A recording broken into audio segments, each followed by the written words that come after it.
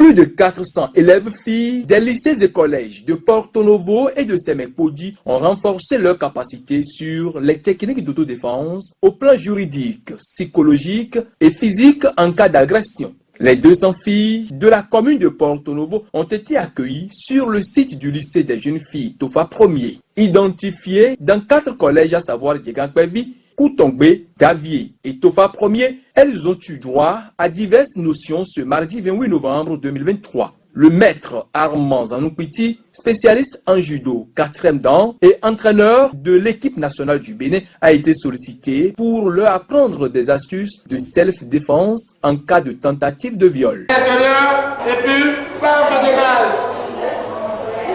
Les 2 mains. Donc je dégage maintenant. Allez, prêt. Et je dégage. Serge Sourou est Venamian, psychologue, clinicien et psychopathologue en service au CHUDOP, est revenu sur les différents types de violences, leurs causes, conséquences et les approches pour les éviter ou les surmonter. Vous êtes la couche vulnérable parce que vous êtes exposé au risque. Accrochez-vous. Le risque d'être violenté est beaucoup plus élevé. D'accord? C'est pour ça que nous allons parler de comment est-ce que vous devez gérer cette violence. Pour gérer cette violence, il faudrait une chose, que vous compreniez cette violence, comment est-ce que cette violence se manifeste, les facteurs, qu'est-ce qui peuvent causer cette violence.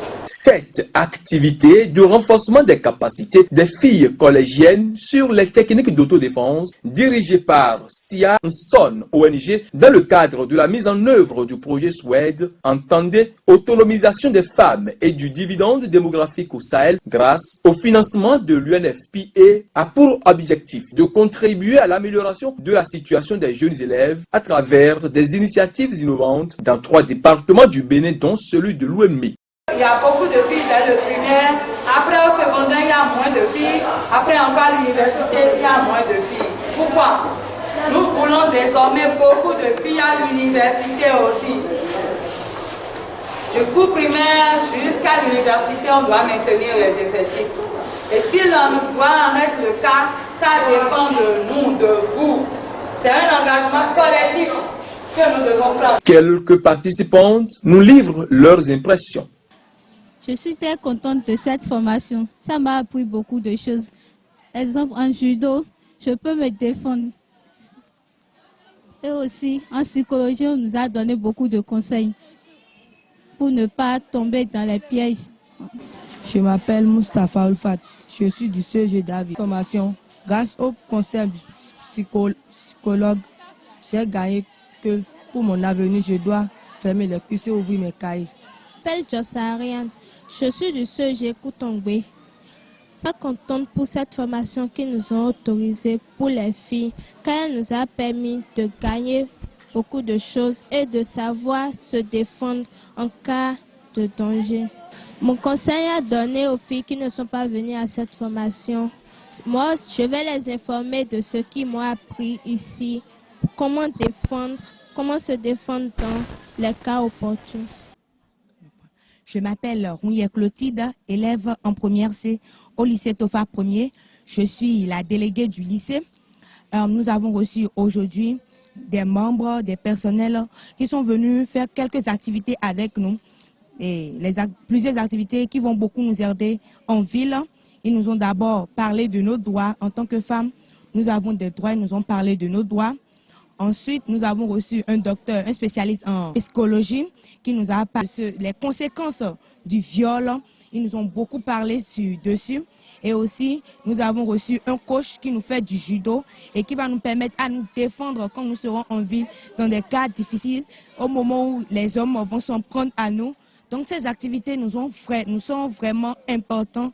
Nous les remercions infiniment pour ce projet qui a été établi. Pour la formatrice Inocencia Akpovo Monteiro, commissaire principale de la police et adjointe au directeur départemental de la police républicaine, le mois de novembre est bien favorable à la promotion des droits des hommes. Le mois de novembre est un mois clé dans l'année parce que ce mois consacre les droits de l'enfant et marque également la journée internationale de lutte contre les violences faites aux femmes.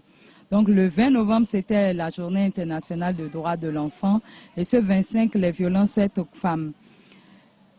À l'appel des responsables de l'ONG Samson, j'ai répondu favorablement pour rencontrer les 200 élèves filles ici et partager avec eux quelques informations sur le droit. Elle revient ici sur quelques notions abordées au cours de la journée. Le droit à la santé, le droit au développement, le droit au loisir, le droit au travail, la liberté de choisir son travail, la liberté de religion et de culte, la liberté d'aller et de venir.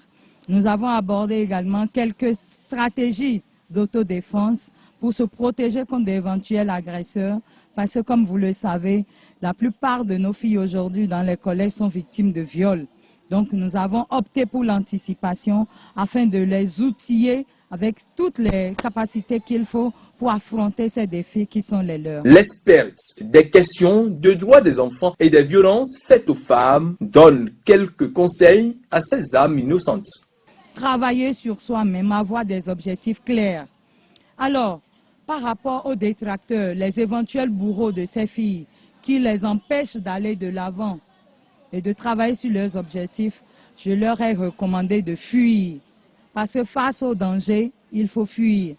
Il a également fait savoir qu'elles ont des potentialités qu'elles doivent développer. Les femmes sont capables aujourd'hui de réaliser ce que les hommes font. Elles ne doivent pas avoir peur, elles ne doivent pas douter d'elles, elles doivent parvenir à sauter toutes les barrières qui ont été instituées sur leur chemin en tant que femmes. Avoir l'occasion d'échanger avec 200 lycéennes, c'est une grande opportunité pour moi.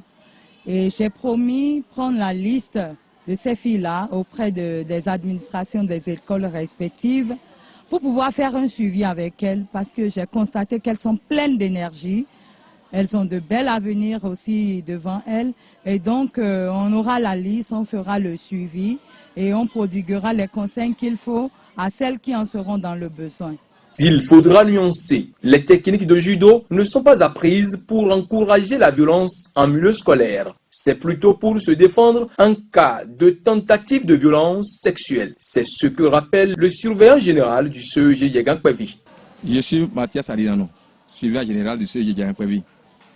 J'ai beaucoup apprécié ce qui est fait aujourd'hui et j'adore même la communication pour un changement de comportement. Et j'encourage toutes les filles qui ont pu participer à cette formation à pouvoir mettre en œuvre ce qu'elles ont reçu. Cependant, je voudrais les inviter, parce que j'ai suivi un peu l'aspect judo de la formation, qu'elles ne pratiquent pas cela sur leurs camarades à l'école.